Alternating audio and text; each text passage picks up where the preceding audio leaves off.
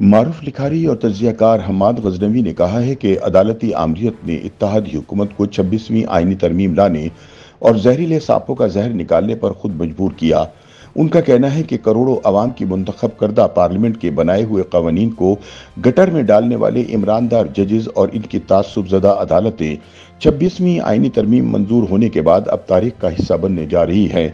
وہ کہتے ہیں کہ 26ویں آئینی ترمیم کے موقع پر قومی اسمبلی میں سانپوں کی اقسام کے ذکر نے ہمیں کتنے ہی تاریخی کوبرے اور شیشناک یاد دلا دیے جنہوں نے ہمارے دریاؤں کے فیروزی پانیوں کو زہر آلود کر دیا۔ پانی جو زندگی کی ضمانت ہوا کرتا ہے، اسے ان زہریلے سانپوں نے موت کا پروانہ بنا دیا۔ روزنامہ جنگ کے لیے اپنے تازہ تجزیے میں حماد غزنوی کہتے ہیں کہ یہ کہانی کبھی پرانی نہیں ہوگی۔ جسٹس منیر نے فقط ایوب کے مارشل لا کو جائز قرار نہیں دیا تھا، بلکہ اس نے بعد میں آنے والے سب ڈکٹیٹرز اور جنرلز کو بھی آئین کو ڈسنے کا فارمولہ سمجھا دیا تھا۔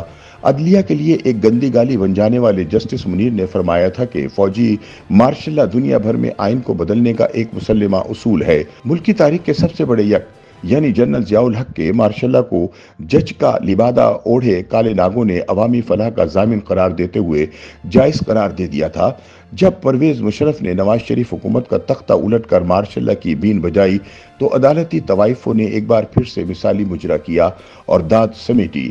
حماد غزنوی کہتے ہیں کہ 2007 میں ایک مرتبہ پھر وکلا تحریک، سول سوسائٹی اور ہماری سیاسی جماعتوں نے مل کر مشرف کے ہاتھوں برطرف ہونے والے افتخار چودھری جیسے عدالتی سانپوں کو بحال کروایا اور دودھ پلایا، لیکن ان سانپوں نے خود کو بحال کروانے والے وزیر اعظم یوسف رضا گیلانی کو سب سے پہلے ڈسا اور نااہل قرار دے کر گھر بھیج دیا۔ افتخار چودھری دوبارہ چیف جسٹس بن کر واقعی زہریلے ناگ بن چکے تھے جن کے کاٹے کا کوئی علاج نہیں تھا۔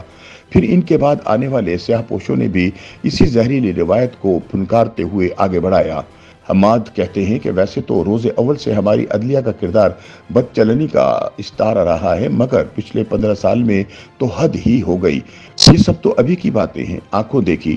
ہمارے حافظے میں تازہ بلا شبہ پاکستان کا حالیہ سیاسی عدم استحکام چند عدالتی فیصلوں کا شاخسانہ ہے۔ 26ویں آئینی ترمیم کو اسی پس منظر میں سمجھنے کی ضرورت ہے۔ قصہ کچھ یوں ہے کہ انصاف گاہیں ابتدا سے ہی فوج کی حرم سراؤں میں ڈھل گئی تھیں۔ دونوں مل کر ہنسی خوشی زندگی گزار رہے تھے۔ اس دوران بد عہد ڈکٹیٹرز مارشل لا لگاتے رہے اور بے ضمیر ججز ان کی توثیق کرتے رہے۔ نتیجہ یہ ہے کہ پاکستان کی آدھی زندگی مارشل لاؤں کے سائے تلے گزری۔ ضیاء کی 8ویں ترمیم کے تحت 90 کی دہائی میں 3 بار اسمبلی توڑی گئی۔ پوری پارلیمان نے مل کر یہ ترمیم ختم کی تو پھر مشرف کا مارشل لا لگ گیا۔ ایسے میں جائیں تو جائیں کہاں؟ ملک میں دوبارہ جمہوریت آئی۔ 2008 میں پی پی پی کی حکومت بنی تو اسے نکیل ڈالنے کے لیے 58 ٹوبی کی تلوار موجود نہیں تھی، مگر جلد ہی کنگ کوبرا نے اس کا شافی حل ڈھونڈ لیا۔ آئین کی شقوں 62-63 کے تحت سیاست دانوں کی تذلیل کرنے اور انہیں نااہل کرنے کا سلسلہ شروع کیا گیا۔ جعلی ڈگریوں کی جعلی کہانیاں گھڑی گئیں اور پھر آخر وزیر اعظم گیلانی کو توہین عدالت میں گھر بھیج دیا گیا۔ یہ منتخب وزیر اعظم کو نکالنے کا بالکل نیا طریقہ تھا جو بعد میں نواز شریف کو ڈسنے کے کام بھی آیا۔ ان خوشنیتی پر مبنی فیصلوں کے زہر نے جسد ریاست کو نیلا کر دیا۔ حماد غزنوی کہتے ہیں کہ پارلیمنٹ کے بنائے قانون کو عدالت گٹر میں بہانے لگی۔ 3 جج بیٹھ کر آئین کو ری رائٹ کرنے لگے، کھل کر سیاست ہونے لگی۔ پی ڈی ایم حکومت آئی تو اسے کہا گیا کہ آپ افسروں کی پوسٹنگ ٹرانسفر نہیں کر سکتے۔ وزیر اعظم شہباز شریف کی صبح شام پیشیاں شروع ہو گئیں۔ اگر پارٹی سربراہ عمران خان ہیں تو عمر عطا بندیال کی جانب سے ایک فیصلہ دیا گیا، اگر پارٹی صدر چودھری شجاعت حسین ہے تو دوسرا فیصلہ دیا گیا۔ حمزہ شہباز کی پنجاب حکومت ختم کرنے کے لیے خلاف آئین فیصلہ دیا گیا، جس کا مقصد صرف اور صرف سیاسی عدم استحکام پیدا کرنا تھا۔ یہ سب کچھ بلا خوف احتساب کیا جا رہا تھا کیونکہ عدالت کے معاملات میں عوام اور ان کے نمائندوں کا کوئی عمل دخل نہیں تھا۔ حماد غزنوی کہتے ہیں کہ عدالتی ڈکٹیٹرشپ قائم کرنے والے ججز نے 26ویں آئینی ترمیم زبردستی کروائی ہے۔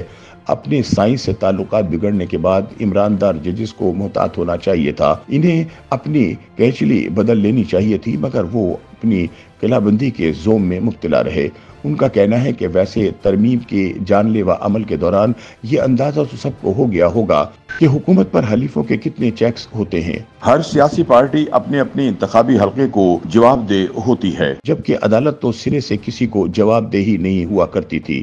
हमारे बदतरीन अंदेशे भी दुरुस्त हो जाएं तो इससे बुरा कुछ नहीं हो सकता जो हम देख आए हैं। लेकिन चलते चलते मौलाना का शुक्रिया जिन्होंने इस तरमीम की तहजीब की, और बिलावल भुट्टो जी का शुक्रिया जिन्होंने एक साजिश को नाकाम बनाया और हमारे पानियों को मजीद जहर आलूद होने से बचा लिया।